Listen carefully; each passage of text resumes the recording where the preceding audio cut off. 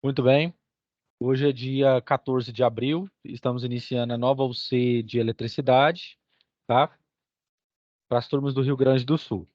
Pessoal, antes da gente iniciar as aulas, é, eu gostaria de ver com vocês quem não conseguiu enviar as atividades de comunicação oral e escrita. Eu prorroguei um pouco mais o prazo, tá? É porque teve algumas pessoas lá que não colocaram a atividade para mim. E aí eu preciso que vocês me reenviem novamente, por favor, tá? Algumas pessoas que eu já corrigi, eu já fiz hoje, né? Até dei o feedback lá, mas teve outras pessoas, por exemplo, que só me enviaram o recibo a seco, né? Digamos assim, não colocaram atividade para mim avaliar. Então, quem porventura não enviou, eu peço para que envie. Quer ver? Eu vou abrir aqui.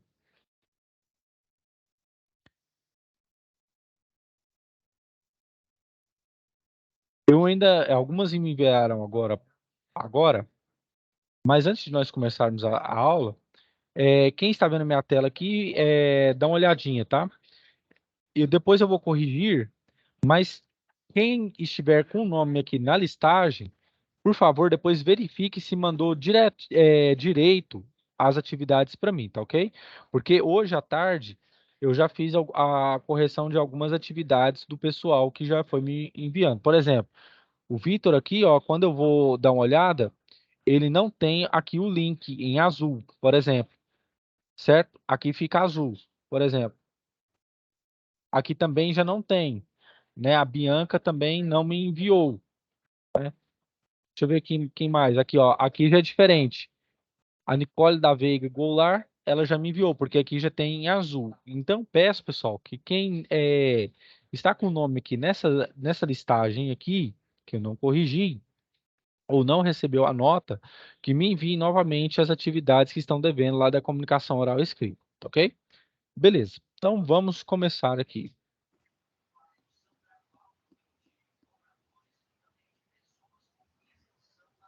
Beleza. Seguinte, pessoal. Tá bom. Vamos lá. Fundamentos de eletricidade, os princípios. Antigamente, pessoal, nós tínhamos na física três grandes ramos, na verdade, quatro. Nós tínhamos a mecânica, a ondulatória, a eletricidade e o magnetismo.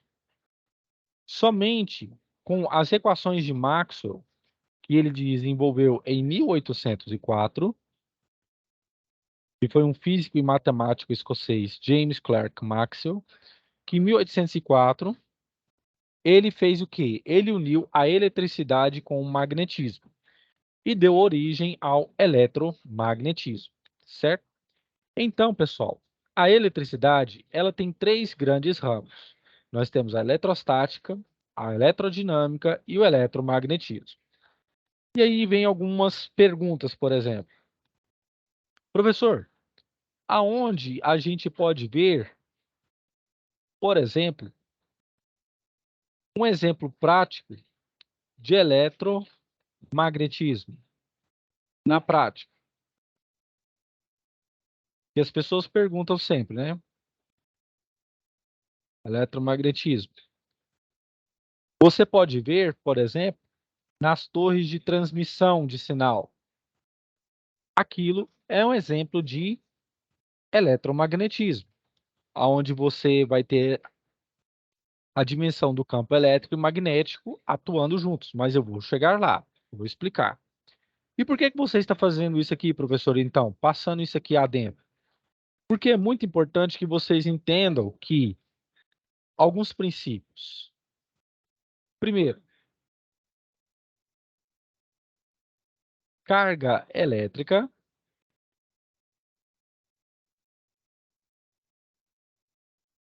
carga elétrica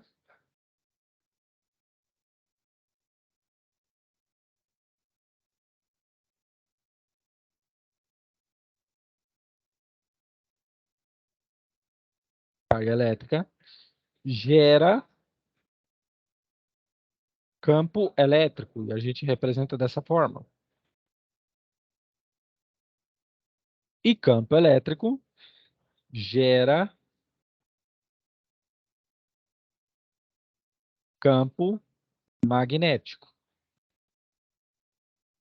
certo? Então tenha isso em mente. Carga elétrica em movimento gera campo elétrico. E campo elétrico, na presença dele, gera-se também o quê? Um campo magnético. Voltando aqui à estrutura. Então, com o passar do tempo, diversas experiências foram sendo feitas. Para quê? Para que se descobrisse o quê? O valor da carga elementar, a carga do elétron. Então, foi que Millikan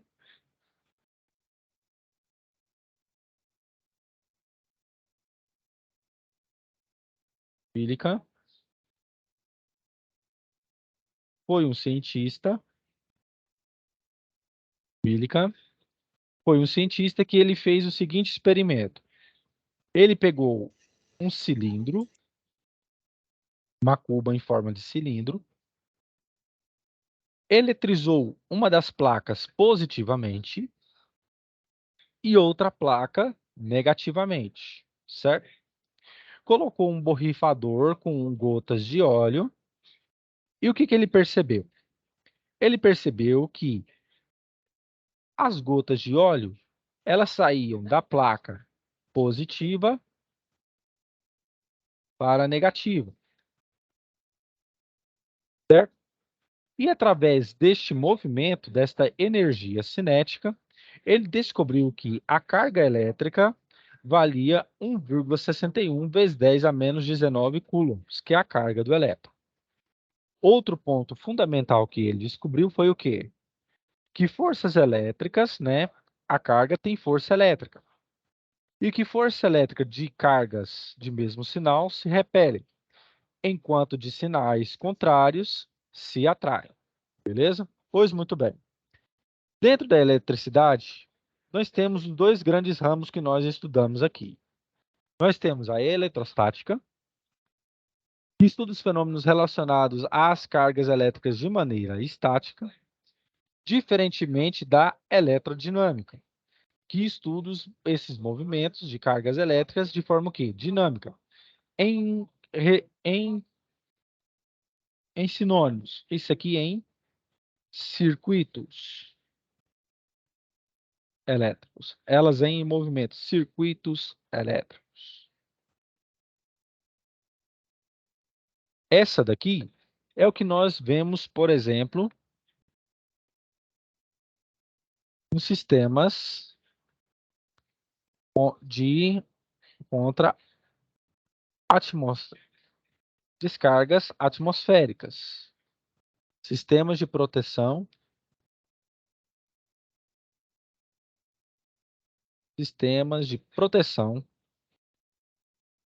para descargas atmosféricas. E nós utilizamos o para-raio, nós utilizamos a torre de Franklin, por exemplo, para que o que que acontece? Essas cargas, elas fiquem o quê? Aglutinadas ou então em um determinado local. Beleza? Pois muito bem. Com o passar do tempo, pessoal, foi se descobrindo uma série também de quê? De novas cargas e de novas proposições para o átomo, certo? Então, o que que definiu-se?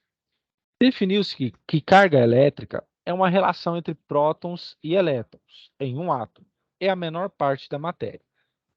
Mas o que ficou realmente comprovado foi o seguinte, que cargas elétricas de sinais contrários se atraem e de sinais iguais ou módulos iguais se repelem.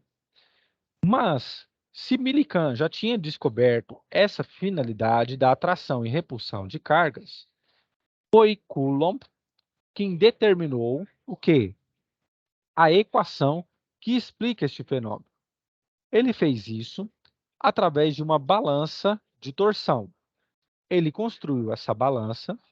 Aqui em cima é um metal, certo? Aqui também é uma haste com metal, um fio de cobre e aqui uma carga. Aqui também é um fio de cobre, certo?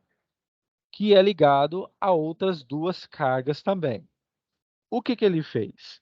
Ele eletrizou uma carga e eletrizou a outra e percebeu-se o seguinte, que quanto mais se eletrizava, mais a força de atração e de tração no fio aumentava. A sua intensidade aumentava. Então, foi a partir deste momento que ele fez o quê? Ele equacionou o cálculo do que? Da força elétrica entre cargas, que é carga, que é igual a constante, que já é determinada de 9 vezes 10 a nona, Newton vezes metro quadrado por coulomb quadrado, carga elétrica da primeira carga, da segunda carga em módulo, ou seja, se Q1 for negativo, ele vai ficar positivo, porque vai sair deste modo, dividido pela distância entre elas ao quadrado. E é por isso que num gráfico, se eu for construir um gráfico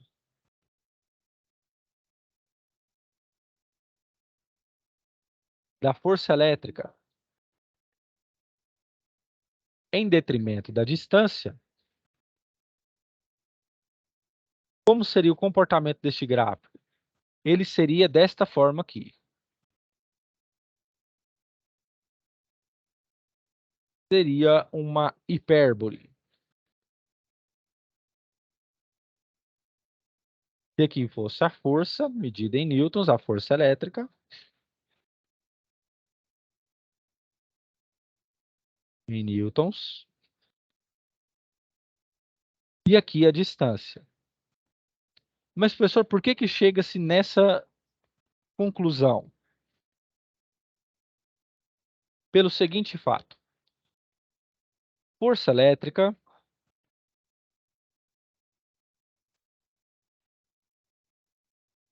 Força elétrica é igual a K, módulo de Q1 é Q1, o módulo de Q2 é Q2, e eu tenho que a distância entre elas, o quê? Ao quadrado. Muito bem. Se meu Q1 e meu Q2 eles não vão variar e eu tenho a minha constante, isso aqui tudo aqui é uma constante também, certo? Então fica assim, ó. Força elétrica. Eu vou chamar essa outra constante aqui de H sobre a distância ao quadrado. Beleza? Então, o que que acontece? Devido a este valor de quadrado aqui, essa aqui é uma hipérbole, é o gráfico de uma hipérbole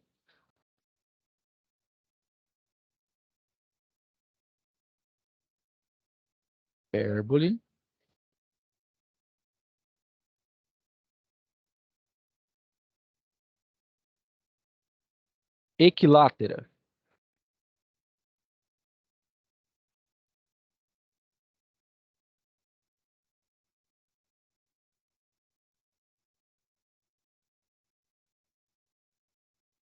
Equilátera. Beleza. Por que isso, professor? Porque se eu aumento a minha força duas vezes, por exemplo, eu vou falar que a minha força agora, o meu FE, linha, minha segunda força, vai ser duas vezes a minha força inicial. Como que eu faço? Eu só substituo esse valor nesse valor aqui da lei de Coulomb. Então fica 2Fe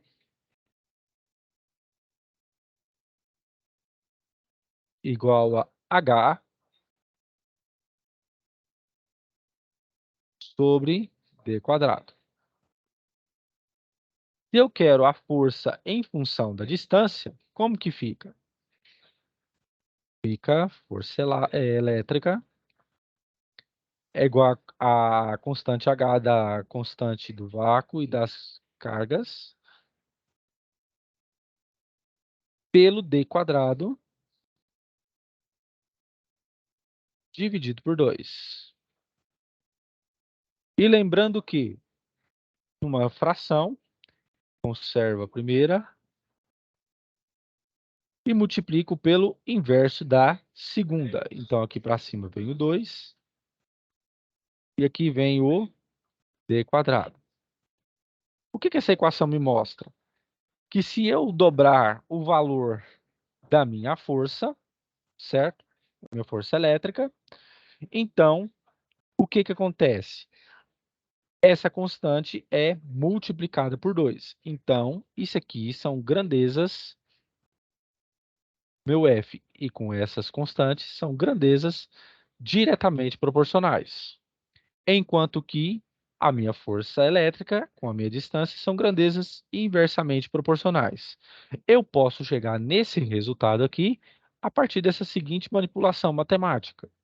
Eu posso falar que aqui é o meu FE, aqui é meu H, e aqui é o quê? Eu posso falar que é uma outra distância, que é o meu D dividido pela raiz quadrada de 2 ao quadrado. O que eu estou tentando demonstrar aqui é que a força elétrica ela é inversamente proporcional ao quadrado da distância, mas diretamente proporcional ao quê? Ao valor da constante que se tem. Então, aqui eu vou ter o meu H,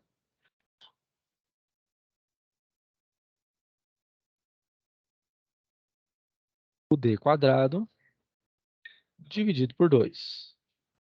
Professor, pode deixar como essa aqui de cima? Pode, mas a partir daqui você também tem uma leitura, que se você dobra esta força, isso aqui eu posso escrever como a mesma coisa aqui, que no caso dessa força, a minha distância ela é dividida pela raiz quadrada de 2 ao quadrado. Então, em resumo, significa o quê? Significa desta forma.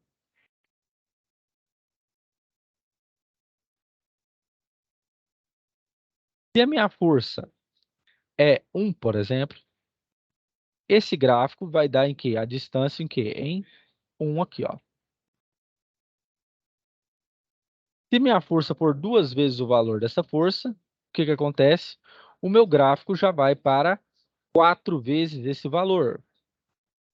Para cá. 4 vezes a distância. Se aqui vai para 3, é só elevar ao quadrado. 3 ao quadrado, 9. Então, a minha distância vai sendo dividida o quê? 9 vezes esse valor. Mas se minha distância for 5, 5 ao quadrado, 25. Então, a minha distância aqui vai ser dividida por 25, certo? O que eu entendo com tudo isso? Que força, primeiro, força e distância são inversamente proporcionais ao quadrado. E segundo, devido a este equacionamento, eu posso determinar o seguinte: força elétrica,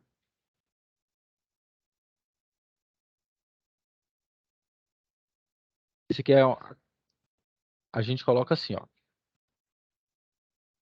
é o símbolo de proporcionalidade.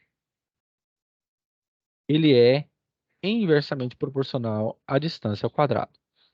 Então, se eu quero uma força maior, mais intensa, então o que eu tenho que fazer? Eu tenho que pegar esta distância total aqui e fazer o quê? A divisão dela 1 sobre d quadrado. Ok? Todo mundo entendeu isso aqui, pessoal? Quer que volte alguma coisa aqui? Porque isso aqui é muito importante. Pode continuar? Pessoal, pode continuar? Pode. Beleza. Então, foi isso que aconteceu. Beleza. Corrente elétrica. Corrente elétrica é um ordenamento de cargas elétricas. O equacionamento dela é a variação da carga pela variação do tempo.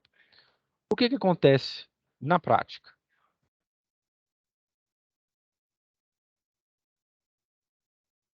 que acontece na prática? Eu vou pegar aqui um fio, por exemplo,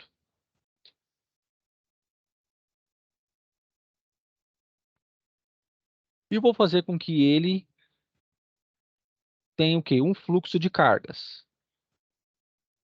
Saindo aqui do ponto A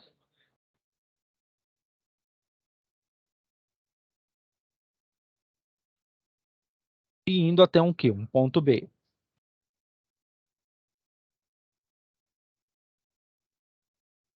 Esse fluxo de cargas, pessoal, vai sair daqui desse ponto, vai circulando por este fio, até chegar ao ponto de quê? O ponto B, que é o ponto final. Beleza. O que acontece nisso aqui? Quando eu tenho cargas em movimento, um determinado material, eu gero um campo elétrico.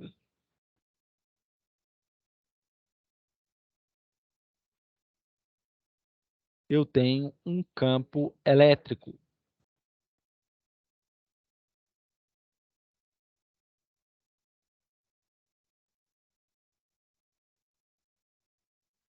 Que a gente chama de, nomeia por E setinha em cima, porque é um vetor. Ele tem módulo, direção e sentido. Beleza. Então, aqui eu gero um campo elétrico. E como que funciona isso na prática? Um campo elétrico, ele funciona da seguinte forma. Ele atua de modo rotacional. Desta seguinte maneira. Mas, professor, por que que ele rotaciona dessa seguinte forma? Um campo elétrico, pessoal, ele rotaciona dessa seguinte forma devido ao quê? Devido ao fato de que ondas eletromagnéticas, ao fato que ondas eletromagnéticas geram o quê? Geram senoides.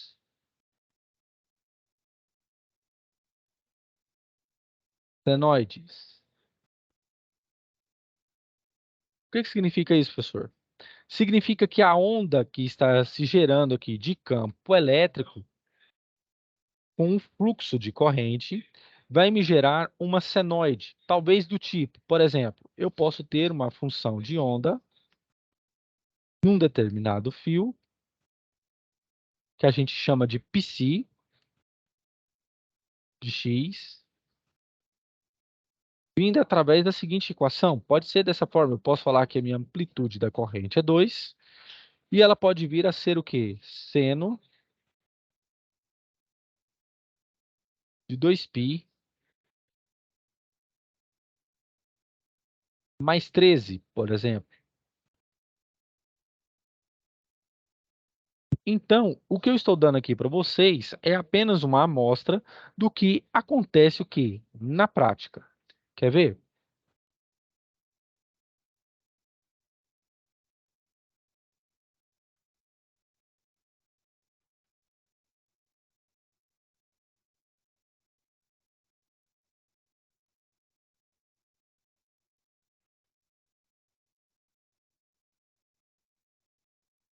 Vou ver se eu acho aqui uma demonstração aqui.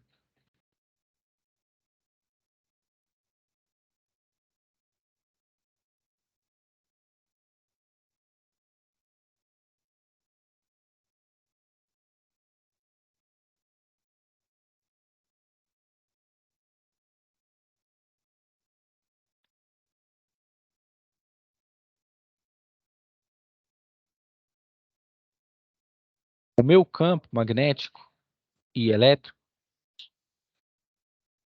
no ar, ele fica dessa forma aqui, ó.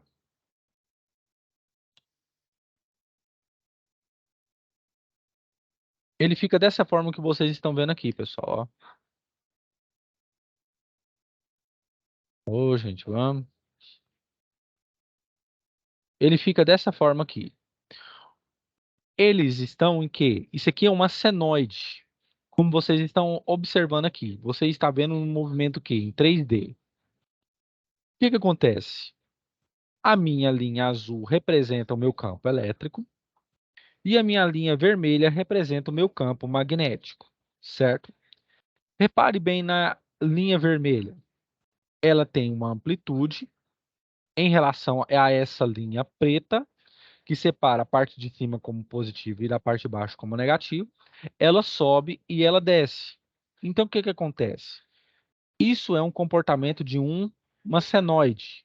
A mesma coisa com o campo elétrico, que é esse representado de azul. Quando perguntarem para você, por exemplo, em algum teste, alguma coisa assim, falaram, professor, campo elétrico e magnético, eles no ar, eles formam uma direção perpendicular? Sim, verdadeiro. Por quê? Porque neste interposto aqui, por exemplo, quando esta onda desce e esta onda vem para cá, do campo elétrico e magnético, aqui forma um ângulo de 90 graus, é um ângulo reto, por causa de que aqui é uma senoide, aqui também é uma senoide. E é por isso que você fala que os campos são perpendiculares entre si, beleza? É isso que acontece na prática.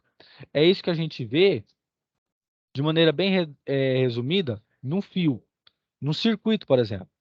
Mas não tão relevante como numa máquina térmica ou como num motor que vocês vão mexer, porque tem pessoas que já mexem na área, já trabalham na área, e o que acontece? Ele já tem uma intuição, uma noção do que acontece. E é por isso que eu estou frisando isso aqui com vocês, certo? Em mostrar que campo elétrico e campo magnético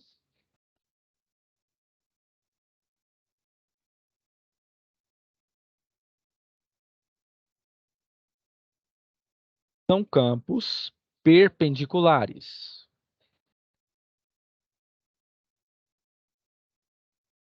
Campos magnéticos. Magnético.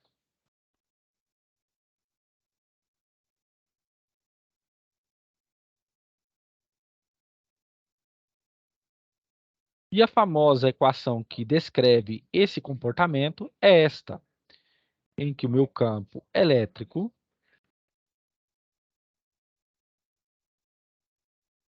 dividido pelo meu campo magnético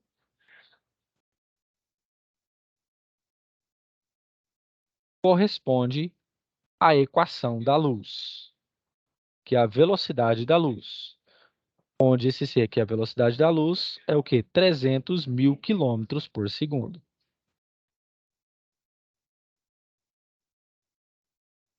Metros por segundo. Beleza? Vamos mais adiante, então. E por que eu estou querendo mostrar isso para vocês, pessoal?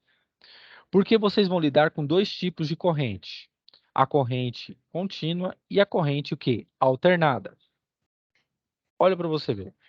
Hoje em dia nós temos equipamentos que podem modificar a estrutura de uma corrente elétrica quando ela é produzida. A que vem da hidrelétrica para o centro de transformação, que é o transformador, ela vem assim, ó, contínua. Ela não tem nenhum tipo de o quê? Amplitude, certo? Ela é linear. Em compensação, a corrente alternada, ela tem o quê? Variações. Ela é uma senoide, certo? Ela tem seu ponto de máximo e ela tem o seu ponto de mínimo, ok? E que nós vamos ver mais adiante também como se determina isso. E aqui a questão do campo elétrico, certo? Campo elétrico é o estado de influência que uma carga tem ou pode desempenhar em um meio. Ele é determinado da seguinte forma: aquela mesma constante, o valor da carga, dividido pela distância ao quadrado. O primeiro cientista que teve noção disso aqui foi Michael Faraday. Aí você me pergunta, mas professor, quem foi esse Michael Faraday? Quando você trabalhar com capacitores, você vai ver que a unidade de um capacitor é o farad. que vem o quê? Justamente do nome desse cientista, Michael Faraday. Foi Faraday que tentou explicar o seguinte: as linhas de força em que cargas elétricas negativas, as linhas de força entram dentro delas. Por quê? Ela atrai, ela o quê? Puxa para si, através da influência que ela tem no espaço. Em compensação, cargas positivas, elas fazem o quê? Que as suas linhas de força saem delas em direção ao quê? As cargas negativas. É por isso que nós temos algo bem mais robusto dizendo o seguinte, que cargas elétricas positivas, as suas linhas de força o quê? As repulsam, certo? Elas se afastam. Em compensação, cargas elétricas de sinais contrários, essas linhas de forças que se atraem. Mas, professor, como que eu posso chegar a uma determinação de que carga elétrica surge campo elétrico? É muito simples.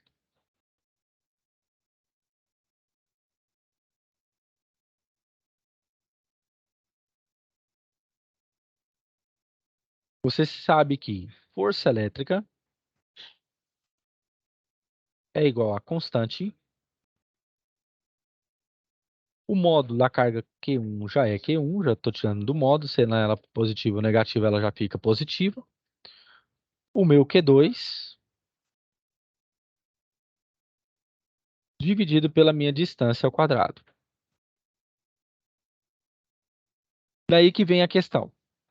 Eu vou pegar isso aqui e vou dizer o seguinte: isso aqui é meu estágio de influência, que eu vou chamar de campo elétrico, certo? Então eu venho aqui e sei que K, Q1 sobre D quadrado é meu campo elétrico.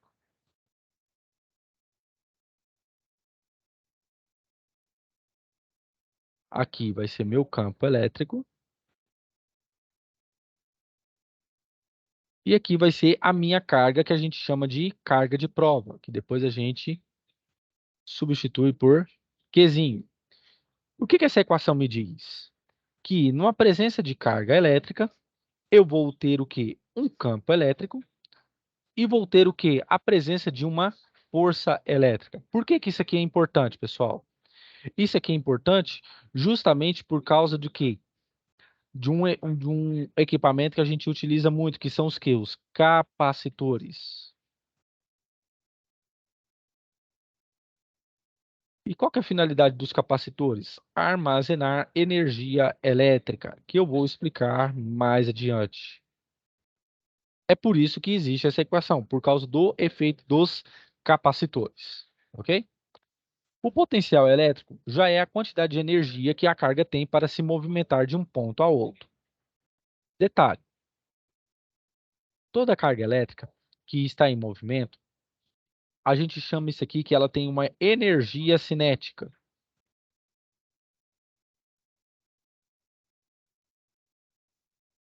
Energia cinética.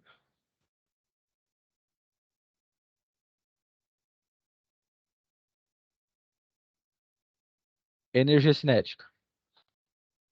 Então, quando você ouvir falar de energia cinética, lembre-se que isso aqui é movimento. Movimento.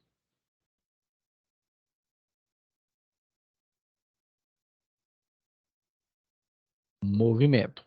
Pois muito bem. E o que que acontece? Num circuito, vocês vão começar primeiro pelo circuito de corrente contínua para depois ir para o alternada. O que determina essa diferença de potencial é justamente a fonte de tensão.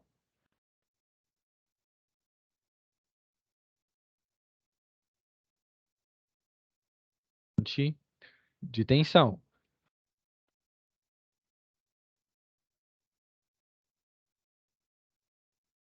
Em que ela pode ser do tipo DC, que é corrente contínua, ou então corrente alternada. E aí vem a pergunta: professor, na nossa casa, nós somos alimentados por quê? Nossos equipamentos são alimentados por quê? Corrente contínua ou corrente alternada? Alternada. Por quê? No seu televisor, na sua máquina de lavar, todo o equipamento eletrônico que você tem aí, no seu celular quando você está carregando, você tem o quê? Você tem capacitores, indutores, você tem diodo, você tem transistor, você tem uma série de equipamentos que eu vou falar mais adiante que necessitam de o quê? De um fluxo alternado de corrente. Um fluxo que alternado. Mas, professor, tem algum problema se esse fluxo for contínuo? Sim, porque quanto mais eu injeto carga de maneira contínua, o que que acontece? Depois de um tempo, acontece uma sobrecarga.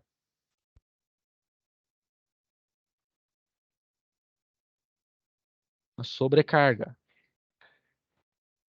E o que que acontece com essa sobrecarga? Eu faço com que eu aumente a temperatura de funcionamento desse equipamento. Temperatura. E se eu aumento a temperatura, isso aumenta o quê? Riscos de acidentes por causa do chamado efeito Joule.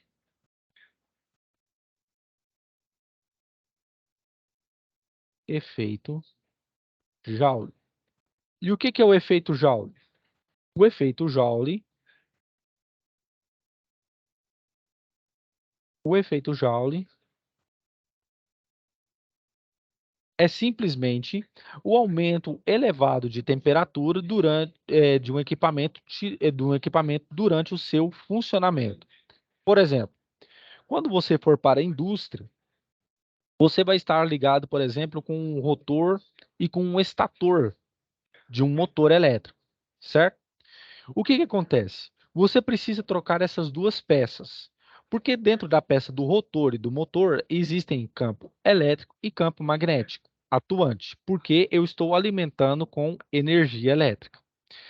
Se aquelas peças elas não forem trocadas devido ao desgaste com o tempo e do período de funcionamento, pode ocorrer uma sobrecarga e você pode fazer com que aquele motor se perca. E o que que acontece que você faz? Você retifica esse motor. Você coloca novo número de espiras nesse motor e você coloca também o quê? Vocês banham ele com verniz.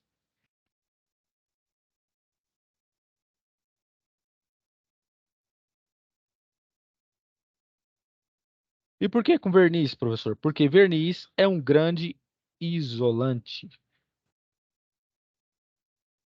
Ele conserva a carga elétrica no material. Ele tem propriedade de fazer isso. Então, a carga elétrica ela vai fazer o quê? Ela vai ficando o quê? Confinada dentro desse material.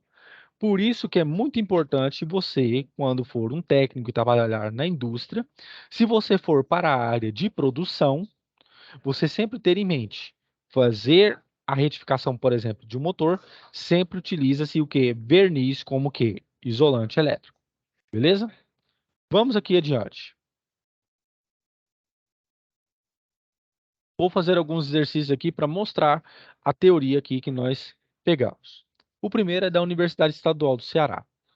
Em um fio metálico, a aplicação de uma DDP ou diferença de potencial, que é o meu potencial, entre seus extremos provoca, nele, uma corrente de 10 amperes num período de 10 minutos.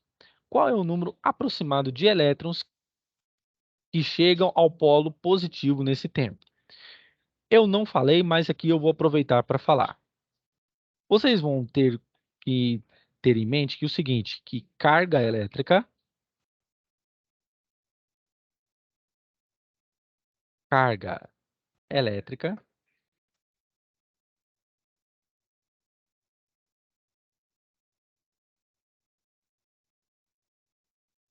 Carga elétrica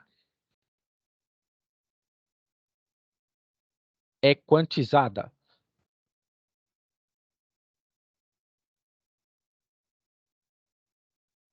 O que significa isso, professor? Que existem pequenas partículas, outras cargas, no interior da carga elétrica.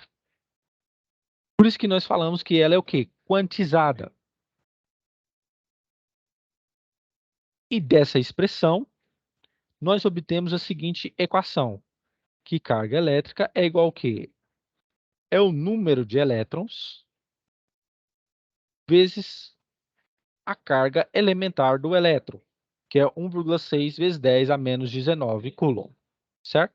Coulomb devido à experiência de Coulomb, e essa dimensão, essa grandeza foi em sua homenagem. Muito bem. Eu sei que, para esse primeiro exercício, eu tenho que ter o seguinte. Eu vou achar o quê? Um número aproximado de elétrons, certo? Então, eu sei que corrente elétrica,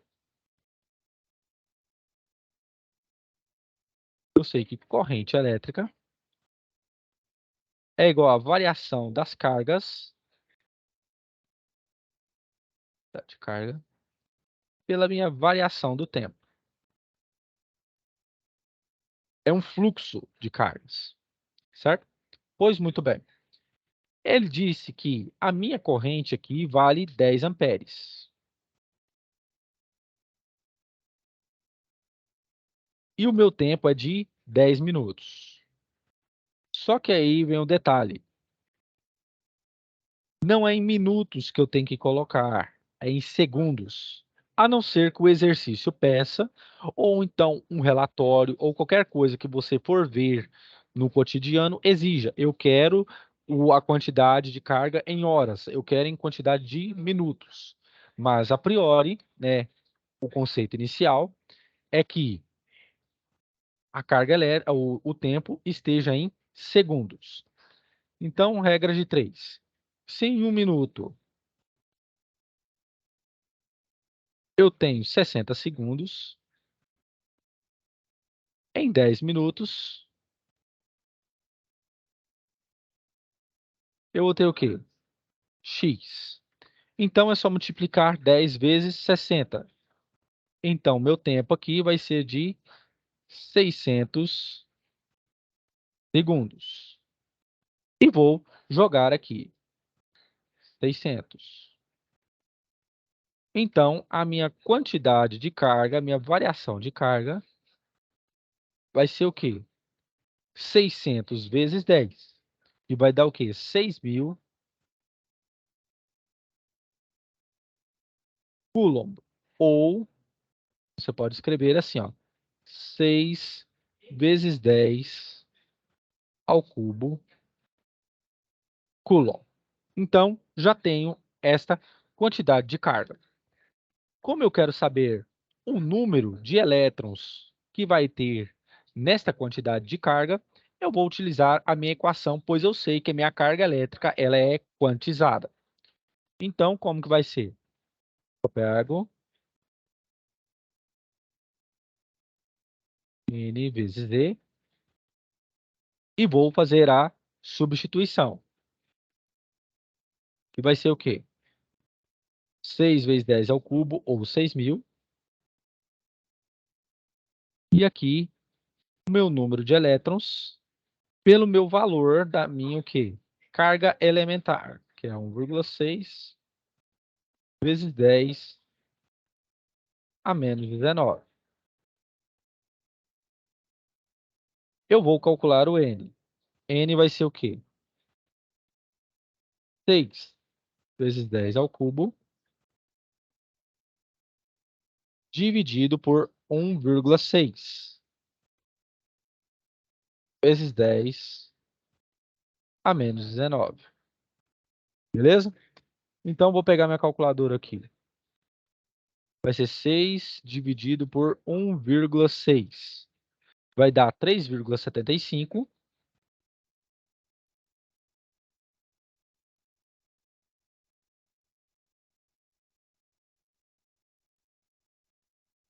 vezes 10 ao cubo. E o menos 19, o 10 elevado a menos 19 que estava embaixo, ele vai para cima, positivo.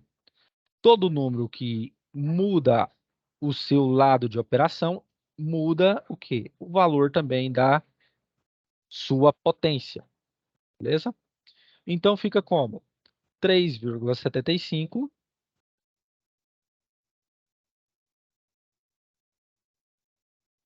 10 ao cubo com 10 a 19, é só pegar 10, conserva a base, e soma-se os expoentes. 3 mais 19, 22. Então, o meu número de elétrons vai ser o quê? 3,75 vezes 10 a 22 elétrons. Beleza? Alguém não entendeu isso aqui, pessoal? Quer que volte algum pedaço? Ou pode continuar?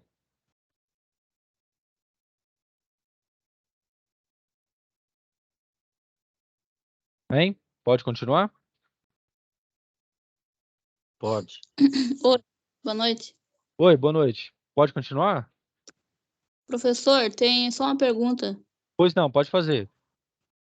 Eu cheguei um pouquinho atrasada na aula, eu queria ver se essa aula vai ficar gravada para que eu possa reassistir ela amanhã. Sim, quem entrou atrasado ou teve problemas de internet, como foram me avisados aqui, eu já vou disponibilizar para o meu monitor, o Leonardo, que aí ele vai colocar para vocês lá. Ah, sim, outra coisa, pessoal. Eu queria mostrar um negócio aqui para vocês antes da gente continuar. Depois eu volto aqui, rapidinho. Rapidinho aqui. É,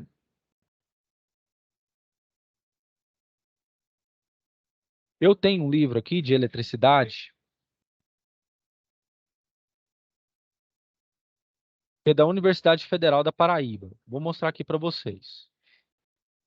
Vocês estão vendo a minha capa aí? Estão vendo a minha tela? Sim ou não? Estão Sim. vendo? Então, esse livro aqui é do IF, né, da Paraíba. E esse livro aqui, eu gostei muito dele e eu adoto ele aqui, certo? Então, esse livro aqui é gratuito. Ele já conta aqui a história da eletrostática, algumas grandezas em suas medições, tá? Elementos de eletromagnetismo, que eu falei poucos aqui, né, que eu só dei uma passagem bem rápida. E também algumas medidas elétricas e tudo de conteúdo de elétrica que vocês vão precisar. Não somente na minha parte, mas também de sistemas elétricos de potência, perdão, dispositivos de proteção, tudo que vocês forem ver também em instalações elétricas prediais e instalações elétricas industriais, ok? Então, se vocês quiserem, né, se vocês toparem, eu peço para o Leonardo deixar lá para vocês também, tá? Pode ser? Esse livro? Pode ser. Beleza. Então, eu vou deixar para ele lá. Depois enviar para vocês. Então, vamos voltar aqui. Quem não entender, pessoal, pode me parar que eu volto de novo e a gente pode continuar com os outros exercícios aqui. Quem quiser, eu não sei se tem gente copiando ou tirando foto, pode tirar aqui, tá ok? Pode ficar à vontade. Quando falar ok, eu passo para o próximo, tá bom? Professor, Pois não. eu tenho uma dúvida. Sim. Essas equações, elas são equações de física, né? Uhum. Só que todas que o senhor, algumas que o senhor está usando aí, o senhor ainda não demonstrou para a gente, né? Sim. Tá usando o que o senhor já, de conhecimento que o senhor já tem, no caso. Ah, você fala, por exemplo, no caso, essas daqui, por exemplo. E as outras ali Essa também. aqui, foi boa sua pergunta. Essa daqui, ela não é demonstrada, tá? Ela funciona na prática, mas ela não é demonstrada. Se você colocar duas cargas assim sobre a distância entre elas ao quadrado, vai gerar uma força elétrica, tá? Então essa equação aqui, ela a gente chama de empírica. Muito boa sua pergunta, viu? Empírica. Ou seja, ela tem contexto, ela tem fundamento, só que ela não tem demonstração, tá? E o que acontece? Pode até gente falar assim, professor, existem outras equações que existem na natureza que não têm demonstração? Sim. E eu vou apresentar aqui uma outra para vocês. Por exemplo, velocidade de uma onda é igual ao comprimento dessa onda pela sua o quê? Frequência. Certo? Essa equação aqui também, ela é dita o quê? Empírica. Ela não tem demonstração, mas ela funciona na prática. Beleza? Agora, esse tipo de equação aqui, como do campo elétrico para vocês, o que que acontece? Eu fico de mãos atadas, porque não no seguinte de não saber demonstrar, mas eu queria saber que aqui se alguém sabe cálculo diferencial integral, que é derivada e integral. Alguém sabe? Pode falar sim ou não? Não. Não. Então, justamente é por... Não, né? Então, é por isso, pessoal, que eu não posso fazer isso aqui, cálculo diferencial e integral. Essa equação aqui, ela só sai pelo cálculo diferencial integral, que a gente só vê em ensino superior, ou então alguns cursinhos que preparam alunos para o ITA e para o IME, que são vestibulares bem mais de alto nível, ou então concursos militares como de escola naval e coisas assim do tipo, que vocês aprendem essa ferramenta matemática aqui, que aí dá para chegar nessa equação aqui, certo? Do contrário, não tem como demonstrar ela por vias reais, tá? Até essa aqui também, não tem como. Porque aí eu precisaria de derivada integral. E aqui pelo que eu vi, não posso usar, porque aí vocês não entenderiam. Então, é só você aceitar mesmo que essa equação aqui funciona, ela tem demonstração, só que você não tem a ferramenta, né, necessária, você não conhece a ferramenta que chega até ela, beleza? Mas foi muito boa sua pergunta, viu? Mais alguém, pessoal? Mais alguém? Pode apagar aqui? Pode apagar aqui, pessoal? Sim, Pode. Pode, né? Eu vou fazer só mais um exercício para andarmos um pouco mais com o conteúdo, tá ok? Outra pergunta, vocês já vão ter momento presencial sábado agora, sim ou não? Ou só no Não. próximo? Não, né? Então, A beleza. terça que vem. Terça que vem, né? Então, beleza. Então, já que vai ter assim, eu vou ter que acelerar um pouquinho com o conteúdo, mas depois eu volto aqui nesses exercícios para a gente fazer, tá ok? Então, vamos para essa parte aqui de capacitância e resistência elétrica, ok? Beleza. O que é capacitância? Capacitância é a grandeza que mede a quantidade de carga que será armazenada entre placas. Vocês vão ver muito isso, como eu falei para vocês, em capacitores.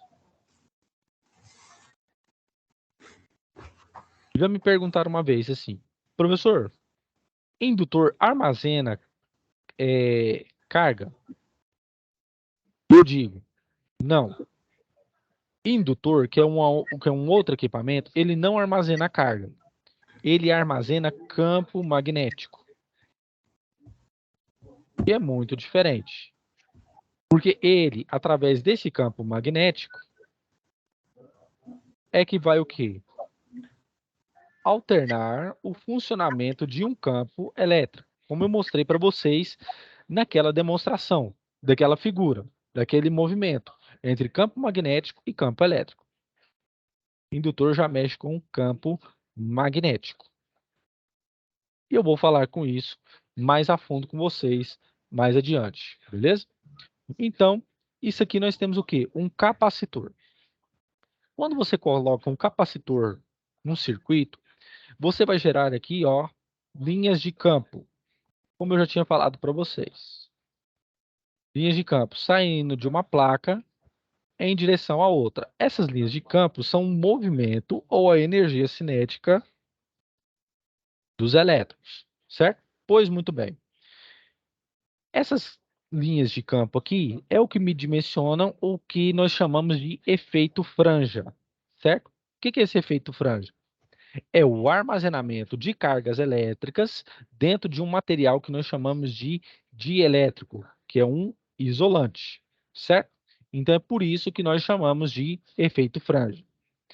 Um capacitor, ele tem as seguintes equações. Eu tenho a capacitância, que é a grandeza que mede a capacidade de carga que vai ser armazenada. Onde eu tenho aqui o meu epsilon, né, que é a minha permissividade elétrica do meio, a minha área dividido pela minha distância. Enquanto que a quantidade de carga armazenada vai ser o quê? A capacitância pelo valor da diferença de potencial desse capacitor. Pois muito bem. Na prática, na indústria, nós nos deparamos com bancos de capacitores. Eles são o quê? Muito importantes, por exemplo, em indústrias que trabalham 24 horas por dia. Se eu tenho esse capacitor que é aqui já foi energizado no começo, depois que ele termina a sua energia, o outro capacitor é o quê? É acionado. E através desse acionamento, ele vai fornecendo energia para o painel, enquanto esse aqui está o quê? Carregando. E assim sucessivamente. Quando esse aqui terminar, passa para esse. Quando esse aqui terminar, passa para esse. Quando esse aqui terminar, passa para esse. E assim sucessivamente, tá ok? Isso faz com que o quê? Que as máquinas, né, em operação de uma indústria, por exemplo, que necessita de 24 horas, por exemplo, possam que estar o quê? Funcionando. Em grandes hospitais, pessoal, nós utilizamos bancos de capacitores, principalmente em hospitais de alto nível, certo? Por quê? Porque são cirurgias que estão ocorrendo 24 horas por dia, certo? Estou falando em hospitais de alto nível mesmo. São cirurgias que estão ocorrendo toda hora, né, em outros centros cirúrgicos e que necessitam de quê? Desse banco de capacitores, para que possa ser analisado os batimentos cardíacos de um paciente, para que possa ser analisado a pressão arterial e tantas outras coisas que necessita-se de quê? De energia elétrica, tá ok? Pois muito bem. Isso tudo muito importante porque vocês vão ter que lidar com outro equipamento chamado de resistor. O que é o resistor? Resistor é um equipamento ou um dispositivo elétrico que ele impede o fluxo livre de corrente elétrica, certo? Pois muito bem. A primeira lei que equaciona e relaciona o potencial com essa resistência, nós chamamos de primeira lei de Ohm, que é igual V é igual a RI. Eu tenho um circuito, eu tenho aqui uma fonte de alimentação CC, positivo e negativo, e aqui circula uma corrente elétrica, certo? E aqui eu tenho uma resistência. Vem a pergunta, professor, por que essa resistência é importante? Vocês que vão lidar com essa parte de eletrotécnica, e não sei se alguns vão migrar para microeletrônica no futuro, o que acontece? Muitas vezes nós utilizamos essa resistência como um fator de reticulação, que é você o quê? Acertar o comprimento da onda. Como que isso acontece, professor? Acontece da seguinte forma. Você tem aqui um gráfico.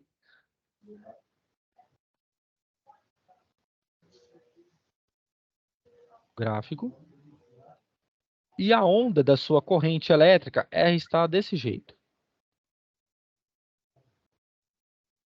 Vamos supor dessa forma.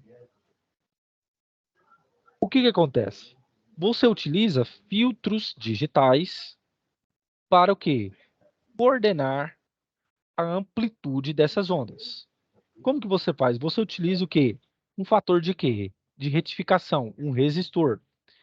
Através da eliminação do fluxo livre de corrente, uma corrente ela pode vir a ter o quê?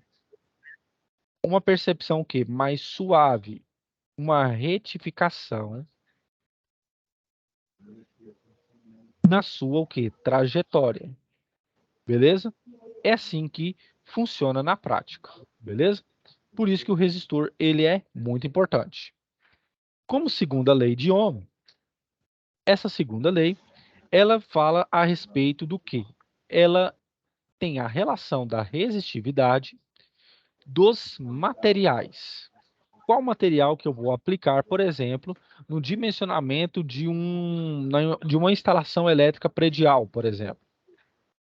Essa lei, ela é muito importante, porque ela me determina que a minha resistência é igual à minha resistividade, que é essa letra grega aqui, o ρ, vezes o comprimento, dividido pela sua área.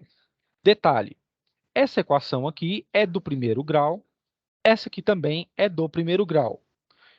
Lembrando, equações de primeiro grau, elas têm a seguinte formulação.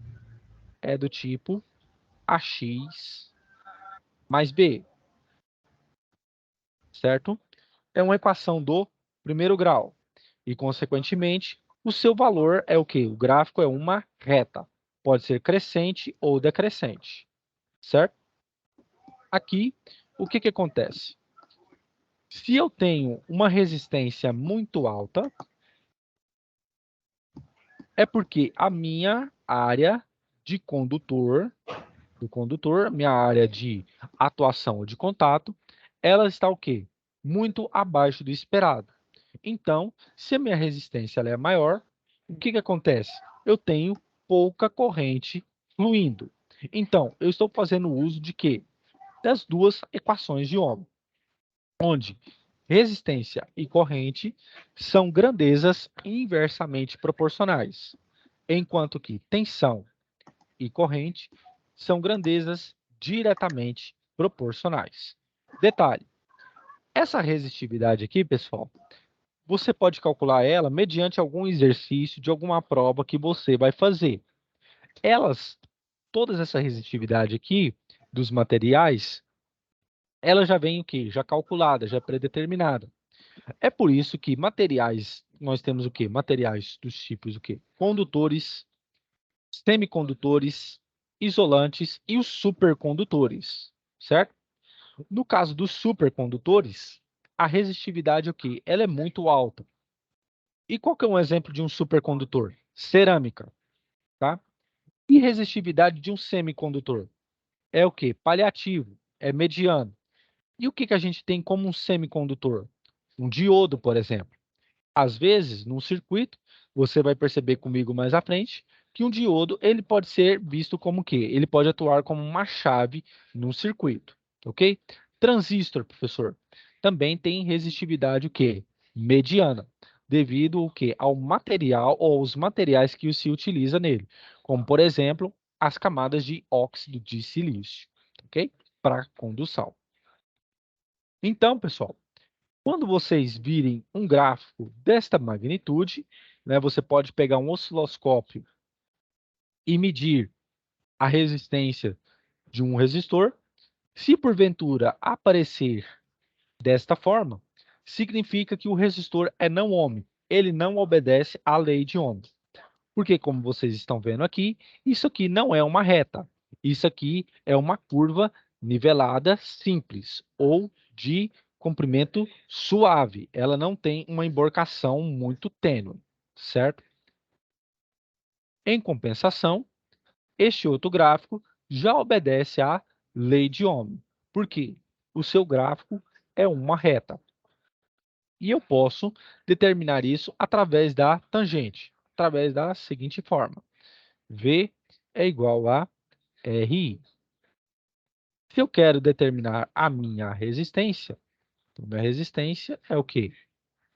É a minha tensão dividido pela minha o quê? Corrente. Isso aqui, este fator, é igual a minha tangente do meu triângulo. Ou tangente do meu ângulo desse triângulo. E o que é tangente? Tangente é a relação entre cateto oposto por cateto adjacente.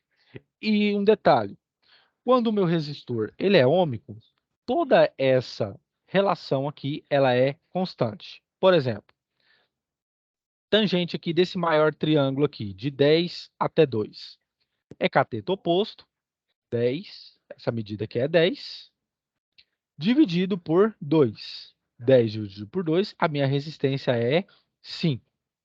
Nesse triângulo menor, aqui, cateto oposto, 5. Cateto adjacente, 1. 5 dividido por 1 dá 5. Então, uma outra propriedade é que essas resistências aqui, quando o resistor é ômico, é constante. Beleza? Beleza. O que acontece, pessoal? Os resistores, para se definir por eles, quando você não tem nenhum multímetro, quando você não tem nenhum oímetro, por exemplo, você tem o quê? As cores dos resistores. É através das cores que você determina o quê? A faixa de valores que ele vai apresentar. Não se preocupe, na indústria já existe essa faixa de cores já determinada. Quando eles estão em quilo, quando eles estão em ohm, quando eles estão em mega, por exemplo, certo?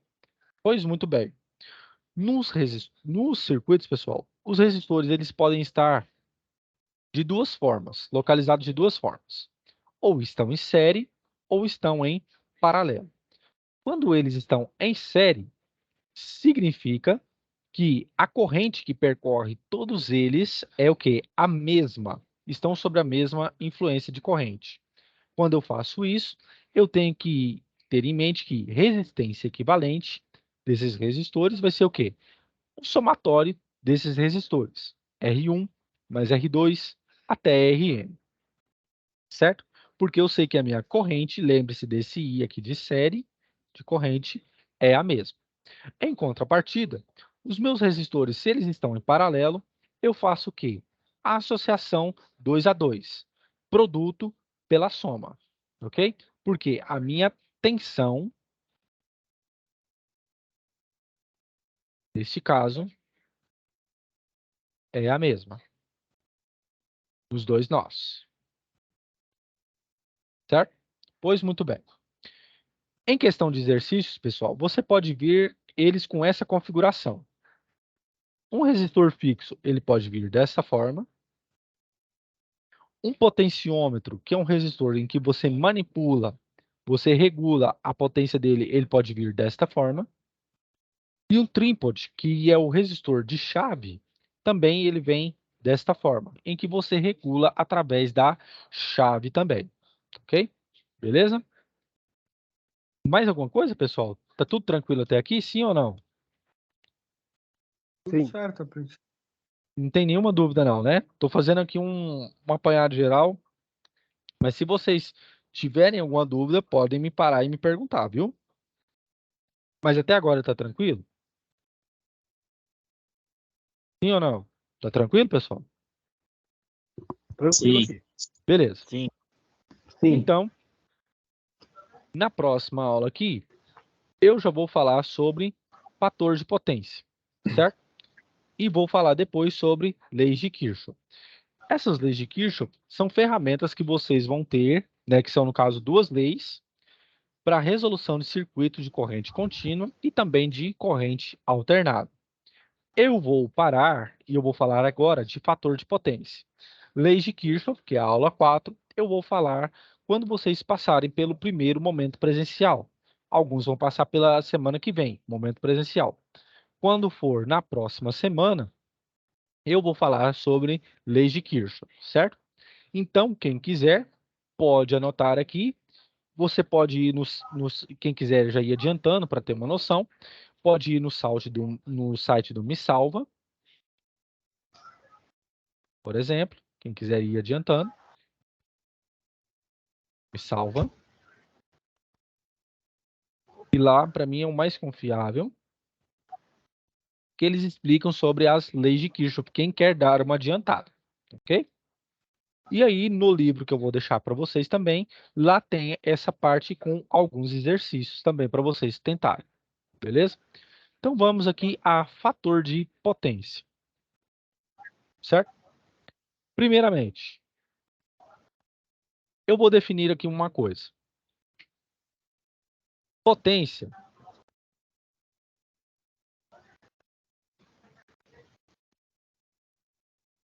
potência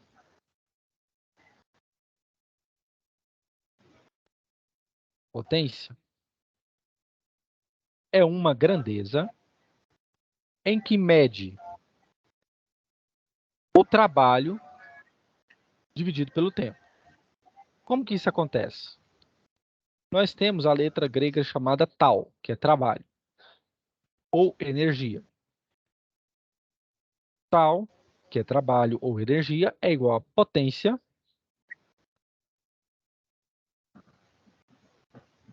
vezes a variação do tempo. Beleza? Então, potência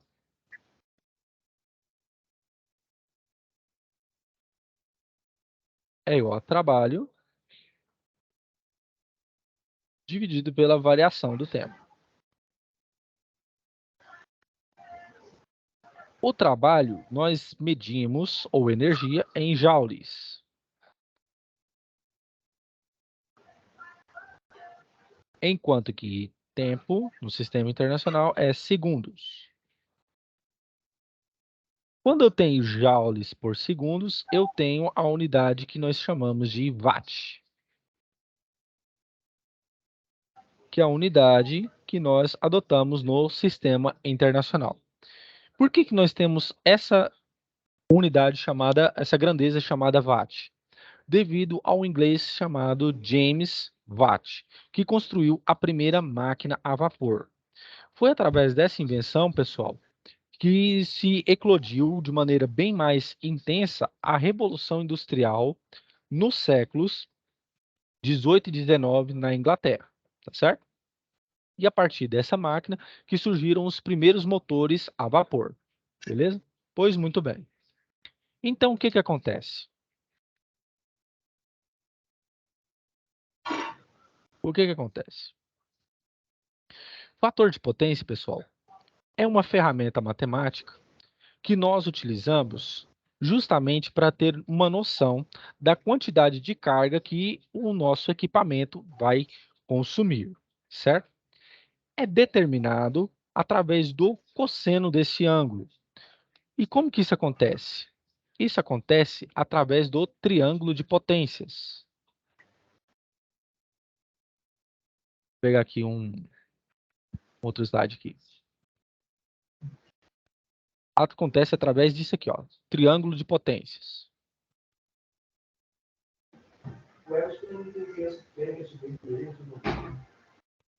O que é o triângulo de potência? Pessoal, quem tiver com o microfone, desabilita, por favor.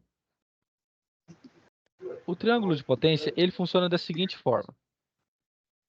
Eu tenho aqui um ângulo φ, eu tenho aqui um ângulo reto. E aqui eu tenho um ângulo que eu vou chamar de gama. Ou gama φ. Deixa eu apagar esse trem aqui. Bravo escrever com o mouse. Nossa. Então, o que eu tenho? Eu tenho aqui embaixo, no cateto adjacente, em relação ao ângulo φ, eu tenho a potência ativa, que é a potência útil, que vai ser o quê? Fazer com que o meu equipamento seja alimentado. A minha potência reativa,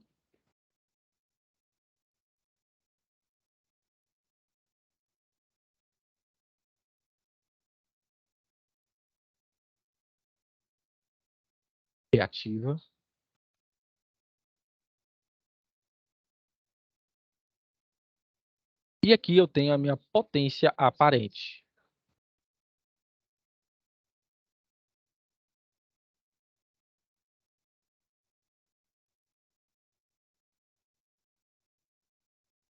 Aparente.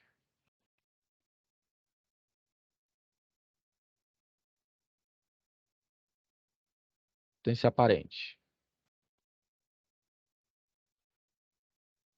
Essa potência reativa, pessoal, é a potência que o nosso equipamento ele vai absorver de energia ativa, né, de potência ativa, e vai eliminar em forma de calor. Agora, a minha potência aparente, certo? O que é essa potência aparente? É a potência em que vai alimentar o meu campo magnético, ou no meu motor, ou nas minhas máquinas, por exemplo, certo? Por que é a finalidade desse triângulo aqui? A finalidade desse triângulo é justamente analisar a quantidade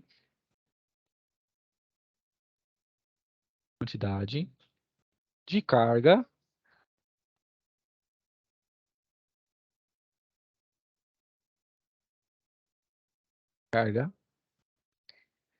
que é enviada para o meu quê? Para o meu quantidade de carga que é enviada para as minhas máquinas ou para os meus equipamentos. No Brasil, pessoal, isso aqui é determinado através do quê? Do meu cosseno desse ângulo. Então, meu fator de potência.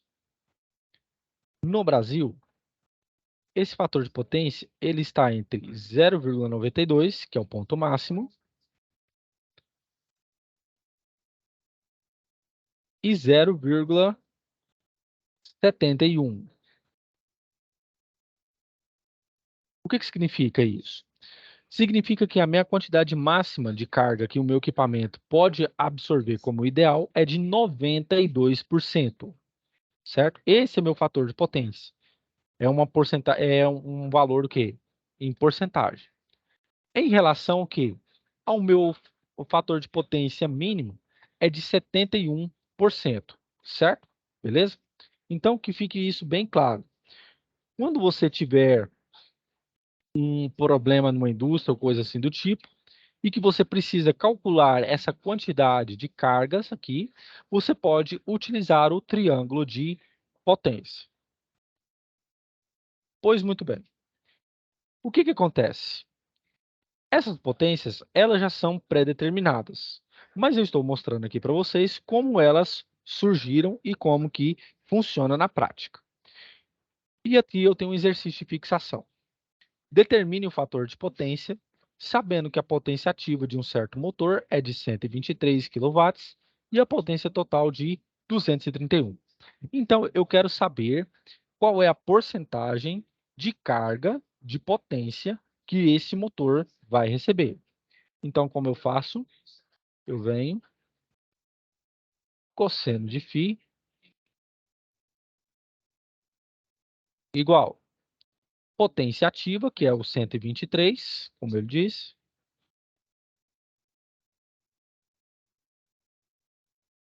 dividido por 231, que é minha potência total, que é uma outra forma de calcular também. Quando eu faço isso, deixa eu pegar meu calculador aqui, 123 dividido por 231.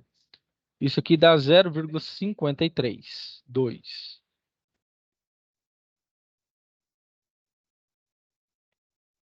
Aproximadamente. O que significa isso, professor? Se você multiplicar isso aqui por 100, isso aqui vai dar o quê? 53, deixa eu melhorar aqui, peraí. Significa que 53,2% da minha carga foi aproveitada para o meu motor, certo? E se eu quiser saber a quantidade que não foi aproveitada? É só você pegar 100% menos 53,2%. Essa quantidade aqui vai ser quanto? 100 menos 53,2. Isso dá 46,8. O que significa esse 46,8? Que 46,8% da carga se perdeu em calor ou em outras formas de energia que não foi o quê? Computada para a potência ativa, ou seja, de funcionamento da máquina. Beleza? Todo mundo entendeu isso aqui, pessoal? Sim ou não? Isso aqui é muito importante. Sim ou não? Beleza. Sim. Então, Sim. beleza. Vocês querem continuar esse exercício aqui ou tá bom a aula para vocês? Porque essa das leis de Kirchhoff, eu vou falar só, esse aqui, ó, eu vou falar só na próxima aula. Vocês querem que faz mais exercício, sim ou não?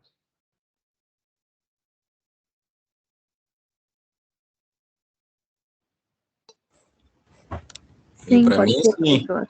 Pode Tá ser? bom. Então, beleza. Pra mim.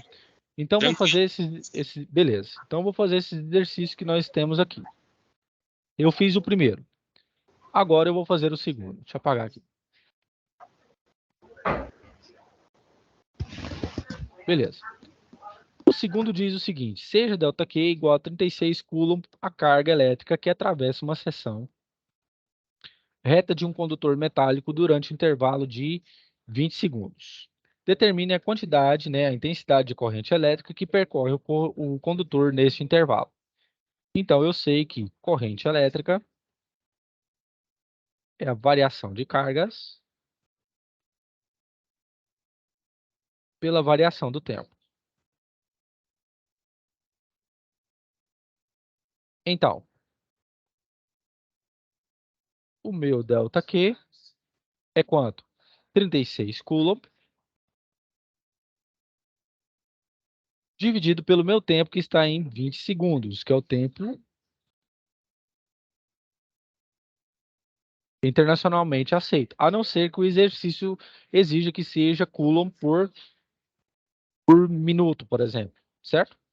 Mas, quanto que dá? 36 dividido por 20. Então, isso aqui me dá uma corrente total de 1,8 amperes.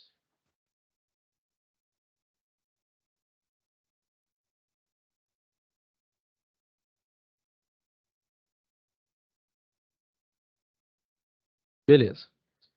Terceiro, uma corrente elétrica de intensidade 1 ampere atravessa, durante 1 segundo, uma seção reta de um condutor metálico. Quantos elétrons, neste intervalo de tempo, atravessam a secção desse condutor? Então, o que eu tenho? Eu vou ter que utilizar a minha equação da corrente.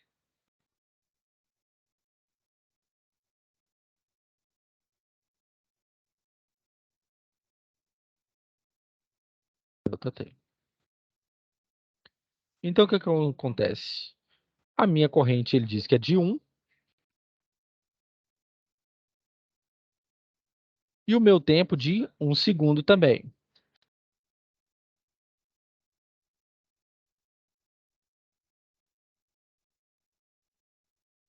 Então, a minha variação de carga é de 1 coulomb.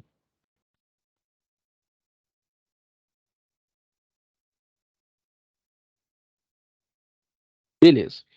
Então, eu tenho que achar agora a quantidade de elétrons que eu vou ter nessa secção. Então, vem que nem é.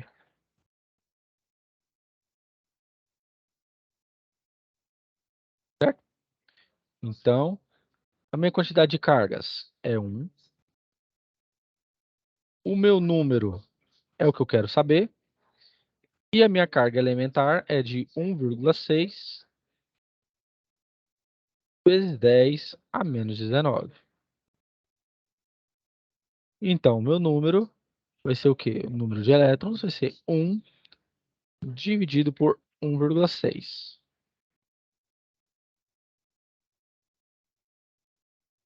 Menos 19.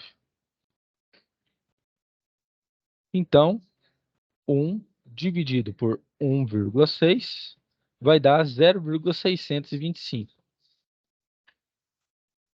0,625. E o 10 a menos 19 vai para cima o quê? 10 a 19. Como isso aqui é um tipo de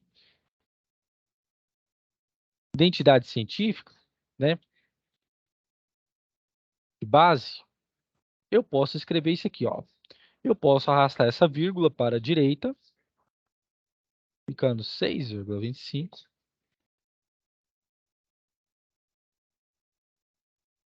Porque é numeração científica, tá? Esse que era o nome que eu queria saber, que eu queria ter dito. E aqui eu retiro o quê? Menos 1. 19 menos 1, 18. Então, é 6,25 elétrons. Quantidade de elétrons. Beleza? Todo mundo entendeu aqui, pessoal? Sim ou não? Sim ou não, pessoal? Sim. Beleza. O quarto. Um fio de cobre está sendo percorrido por uma corrente elétrica. Esta corrente elétrica é construída pelo movimento ordenado de quê? Elétrons livres num sentido e prótons em sentido oposto? O que vocês acham? Elétrons livres, prótons, nêutrons? O que vocês acham?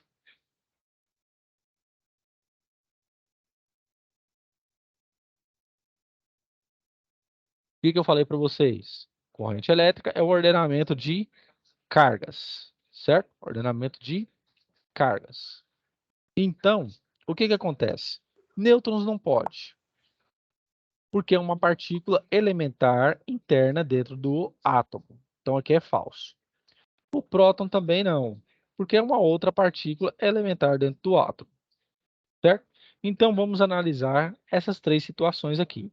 Elétrons livres no sentido e prótons no sentido oposto, falso. Essas duas cargas, elas têm que estar o quê? No mesmo sentido, para que haja ordenamento de cargas. Agora sim, entre a A e a E, elétrons livres. Tudo bem, mas esses elétrons livres estão percorrendo em que sentido e qual sentido? Então, essa aqui estaria o quê? Incompleta. Muito bem, alguém falou a letra E. Então, a resposta é o quê? É a letra E. Elétrons livres e prótons no mesmo sentido. Beleza, pessoal? Tranquilo? Todo mundo curtiu a aula aí? Sim ou não? Beleza. Sim. Pessoal, a gente quase chegou nas 9 horas, né? Eu pensei que não ia dar pela quantidade de conteúdo, tá? Mas nós chegamos. E aí, quem quiser, como eu disse, já podem pesquisar sobre leis de Kirchhoff, tá ok? Para ir adiantando, quem quiser.